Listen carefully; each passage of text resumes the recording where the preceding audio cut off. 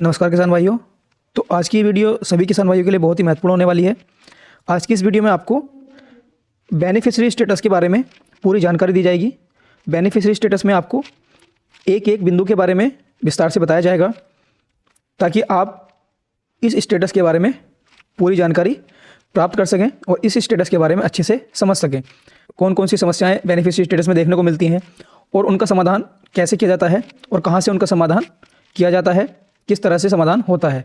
तो आज की इस वीडियो में आपको पूरा बताया जाएगा, तो वीडियो को लास्ट तक जरूर देखें।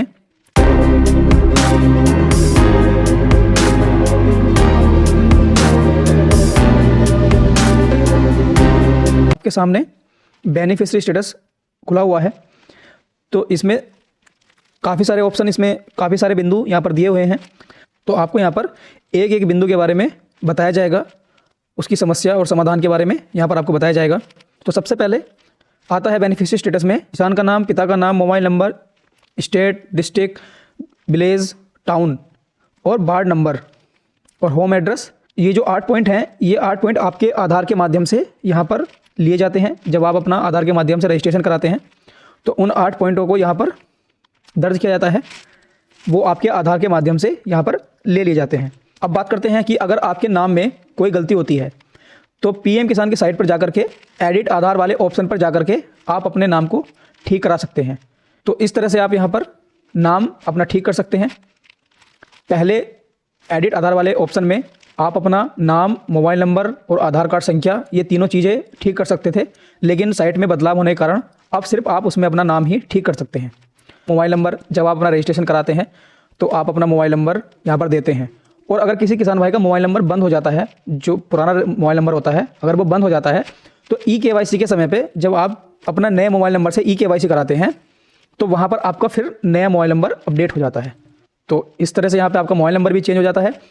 दूसरा, आपका स्टेट किस राज्य से वो यहाँ पर है, आपका ज़िला, विलेज, आपका गाँव यहाँ पर है। अगर आप शहरी हैं तो यहाँ पर टाउन का नाम लिखा होता है, वार्ड नंबर और आपका होम एड्रेस। रजिस्ट्रेशन कराते वक्त अगर आपका गलती से गांव गलत हो जाता है तो जब आप अपना ई-केवाईसी कराते हैं तो उस समय पे आधार के माध्यम से आपका पूरा डाटा उठा लिया जाता है।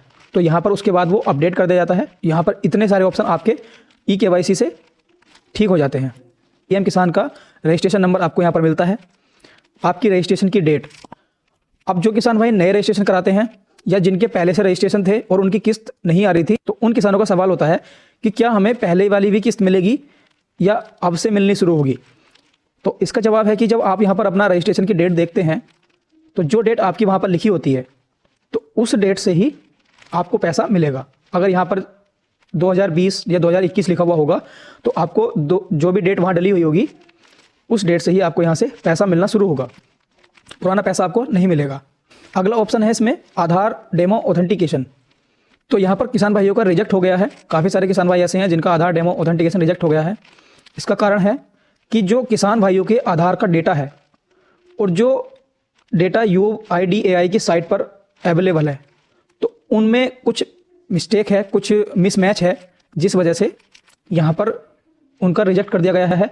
तो उसके लिए आपको UIDAI की साइट पर जाकर के अपने आधार को अपडेट कराना होगा, तब जाकर के आपका यहाँ पर सक्सेस लिखा हुआ आएगा। यानी कि आपको दोबारा से जो आपने करेक्शन उसमें कराया है वो आपका हो गया है और साथ साथ आपको अपने बायोमेट्रिक और डेमोग्राफिक उसमें दोबारा से करानी हो। अगला ऑप्शन है आपका ई-केवाईसी का। तो ई-केवाईसी इस योजना के लिए बहुत ही महत्वपूर्ण है। ये जो अब जो 13वीं किस्त डाली जाने वाली है वो बिना ई-केवाईसी के किसानों के खाते में नहीं डाली जाएगी। जिन किसान भाइयों के अभी तक ई-केवाईसी के ऑप्शन में नो आ रहा है और वो अपनी केवाईसी नहीं कराते हैं तो उनको 13वीं किस्त नहीं मिलेगी, ये बिल्कुल स्पष्ट है। तो जिन किसान भाई के स्टेटस में नो आ रहा है तो वो अपनी ई-केवाईसी को जल्द से जल्द पूरा करा लें ताकि उनका पैसा ना रुके। अगला ऑप्शन है एलिजिबिलिटी। इसका मतलब है पात्रता। यानी कि अगर यहाँ पर यस लिखा हुआ है तो इसका मतलब है कि किसान पात्र है इस योजना के लिए, और अगर यहाँ पर नो लिखा हुआ होता है तो इसका मतलब है कि किसान को अपात्र कर दिया गया है। पात्र कब किया जाता है? जब किसान का भौतिक सत्यापन किया जाता है और उसमें कि पाया जाता है कि किसान इस योजना के लिए पात्र है ही नहीं। उसका पूरा सत्यापन करने के बाद जब पाया जाता है कि किसान अपात्र है तो यहाँ पर नो लिखा हुआ आ जाता है। तो एलिजिबिलिटी यहाँ पर नो हो जाती है। और अगर आप इस योजना के लिए पात्र हैं तो आपके स्टेटस में यहाँ पर यस लिखा हुआ आता है। अगला ऑप्शन है पेमेंट मोड। तो यहाँ पर जिन किसान भाइयों का पेमेंट मोड अभी अकाउंट है, तो उनके अभी डाटा में कुछ ना कुछ समस्या है, गलती है, जिस वजह से अभी उनका पेमेंट मोड आधार नहीं हुआ है। और अगर आपका डाटा बिल्कुल सही है तो आपका यहाँ पर पेमेंट मोड आधार हो जाता है और यहाँ से आपका जो अकाउंट नंबर है वो हट जाता है। तो अकाउंट नंबर के आगे यहाँ पर NA लिखा हुआ आ जाता है। तो इसका मतलब है कि अब आपका जो पेमेंट है वो आधार के माध्यम से ही आपके अकाउंट में जाएगा। आपके आधार पर जो अकाउंट नंबर लगा हुआ होगा उस अकाउंट में आपका पैसा जाएगा।